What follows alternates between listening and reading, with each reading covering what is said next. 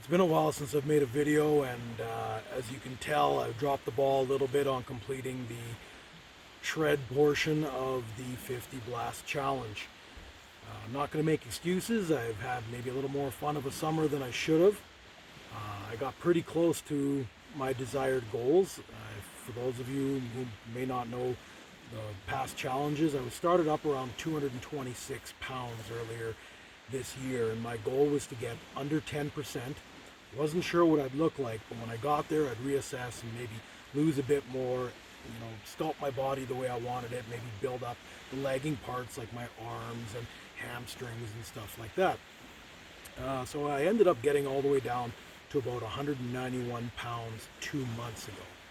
That would have been roughly end of July.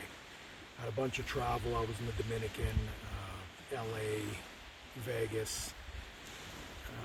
Got a picture here from Vegas. I had already started to put weight back on because I had just done 5 months of cutting. Healthy. I wasn't rushing the cut, as most of you know. I wanted it to be something that anyone could duplicate, regardless of budget or time. It was just one of those things where I wanted to show people that they could do it if they just had the determination to eat proper and work out on a regular routine kind of thing.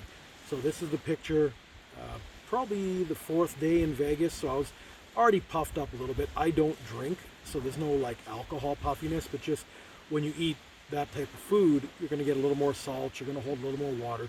So this picture is what I look like right around 194, putting a couple pounds on, having been in Vegas.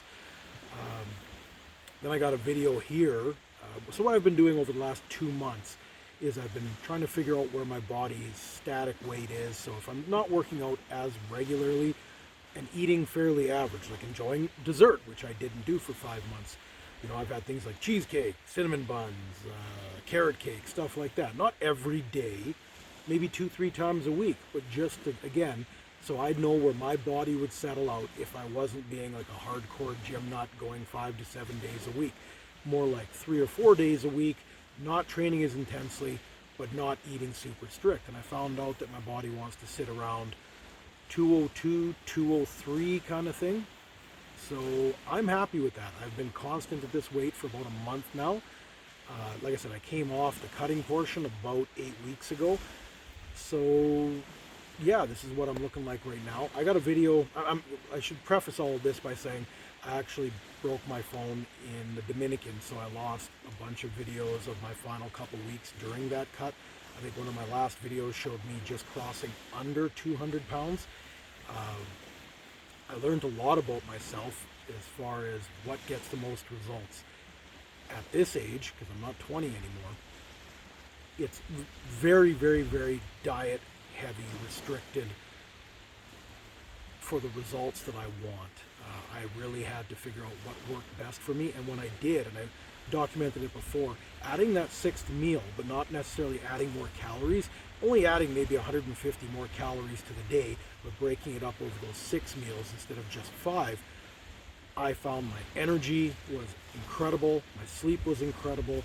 I was actually putting on a little bit of muscle, maybe 1.5 pounds, 2 pounds of lean body mass in that last 6 weeks, just bumping it up to 6 meals. It just seemed to, I found the sweet spot for my body, so I'm actually going to go back into that. But here's a video from about 2 weeks ago where I had already fluffed up, we'll call it. So this video here that you're seeing, I'm not overly happy with this look after having seen myself somewhere around 8.5%, 9% in that first photo there, or just before that first photo was taken. So I do want to do another cut here coming up, and that's actually the point of this video. I know we've done the 50 blast challenges. That was to get people on a routine and regimented so they could train their body to understand and be used to the routine and the daily fitness lifestyle and eating lifestyle. But what I'm going to do now is to show how I would do a 30-day cut before I was to fight or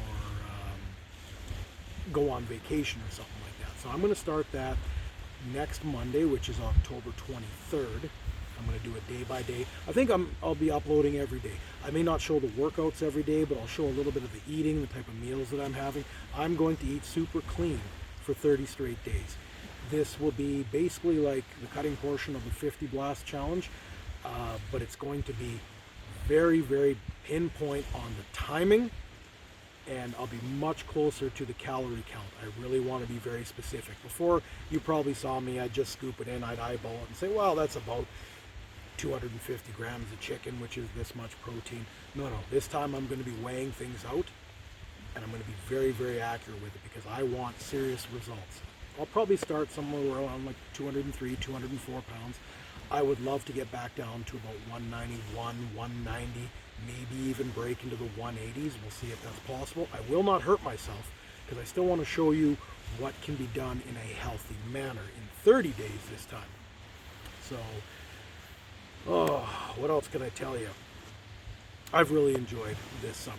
I'm not going to lie. I'm out here at the lake. I'm enjoying life. I found being lighter this year. Yeah, let's go into the results that I've found after the basic 7-month journey since I started putting these videos on YouTube.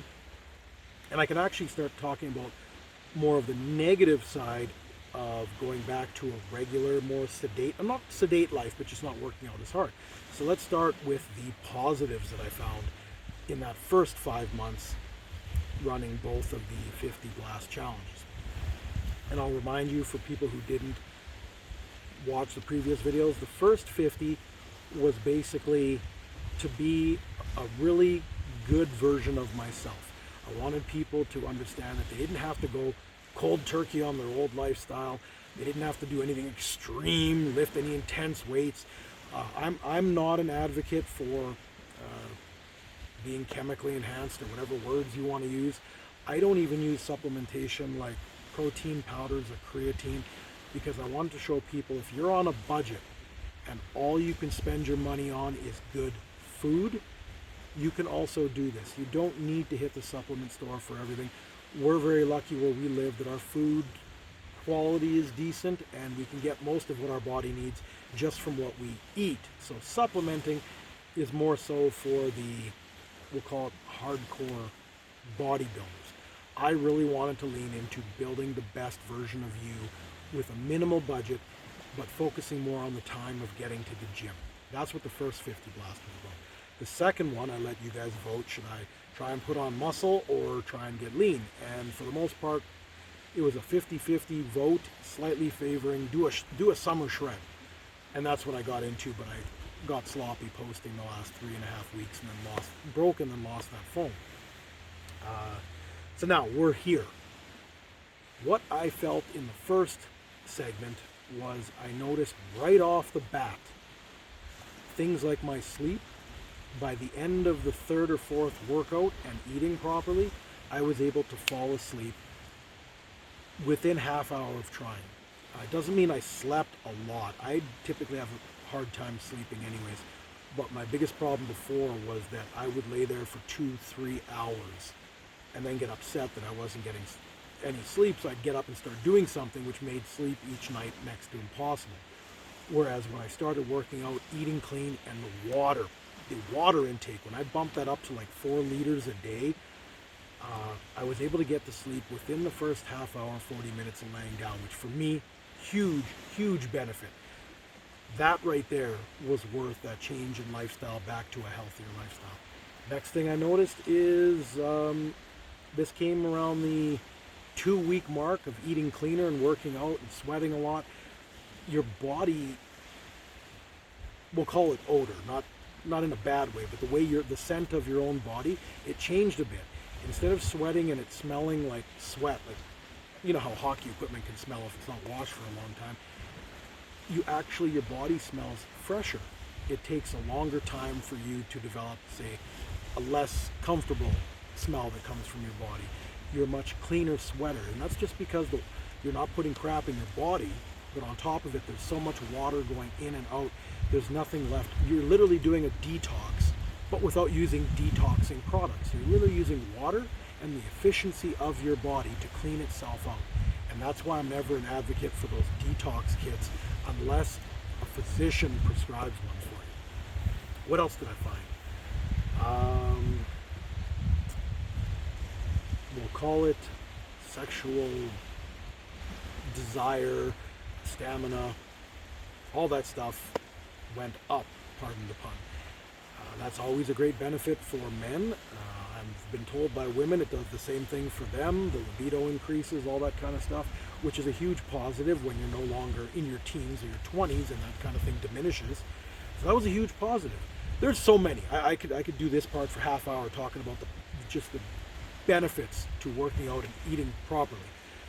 Let's actually talk about what I noticed on the decline when I cut my workouts in half. So instead of going 6-7 days a week, I was doing more 3 on average. Some weeks it was only 2. Like if I was traveling a lot, I didn't get to the gym during Vegas 4 days. So we'll just say 2 to 4 days on average. But definitely not as intense workouts. It was more so maintenance. And then just going back to a regular diet. I don't really eat fast food. You're not going to catch me at a burger joint unless the burgers are made in-house kind of thing. I don't eat a lot of pizza and stuff like that. So I haven't added that back in. But like I said, I've enjoyed dessert 2-3 times a week. A burger. I don't really eat fries, but pasta. I put pasta back in once a week just to enjoy it so I feel fuller. And that's brought back somewhere in the neighborhood of 10 to 12 pounds depending on what day it is. But what I've noticed is my sleep is more erratic again. I'll get tired at 2 in the afternoon, need to take a little nap. I can't sleep for a long time, then I'm up. Night times, it's not as good. Sleep has been erratic at best in these last 8 weeks since not having that regimented program. I find my body's regularity, so expelling waste, is not as efficient as it was 3 months ago. My skin is not as good since I've reintroduced sugar. I'm not talking carbs in general, I'm talking dessert type sugar. I don't put sugar in like my coffee and stuff like that, but if you have cheesecake or carrot cake or something like that, there's going to be sugar in it because not every place uses just sweetener. And even that, if you're always having, people think that replacing sugar with sweetener 8 times a day is a better alternative. Not pumping that much in, so I try and avoid that kind of stuff. Because the sweeter you eat, that sets your expectation. If you knock sugar out for a couple weeks, the first time you go for dessert, it's going to taste overpoweringly sweet. What else can I tell you? You know what? I'm going to leave it at that because this is already running longer than I wanted this episode to be. But just to let you know, I'm going to do a 30-day cut challenge on myself starting next Monday, October 23rd. Like I said, running till November 22nd.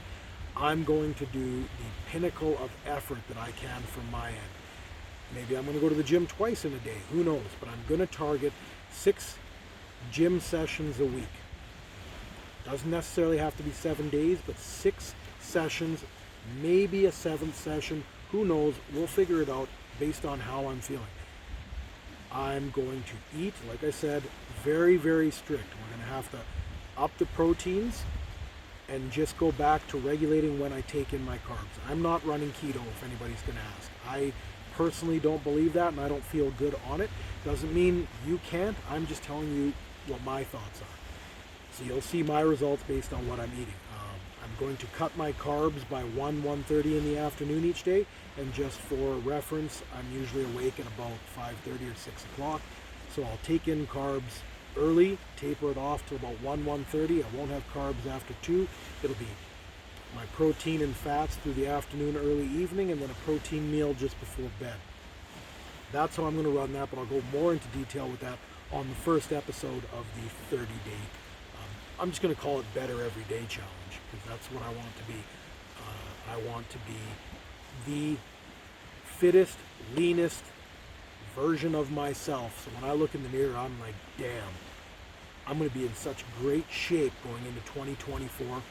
I'm never going to question my abilities. It's just that confidence that comes with it. Because I'm not going to lie, when you're in the change room and you got to get your shirt off, you're cleaning up after a workout and everything's pumped up and you're lean and you're shredded, I don't care if people say that's superficial. You feel like an absolute beast. I felt like quite the man over the summer just admiring my own body. I don't worry about how other people look. I'm only focused on being the best version of me, and damn, did I enjoy being under 10% this summer. So I'm going to go after that again. So this episode's run long enough. Thanks for watching it. I'll have another video up on Monday, which is October 23rd, detailing day one of the 30-day kind of better by the day cut, shred challenge that I'm going to put myself through. Thanks for watching. See you in a couple days. I'm out of here.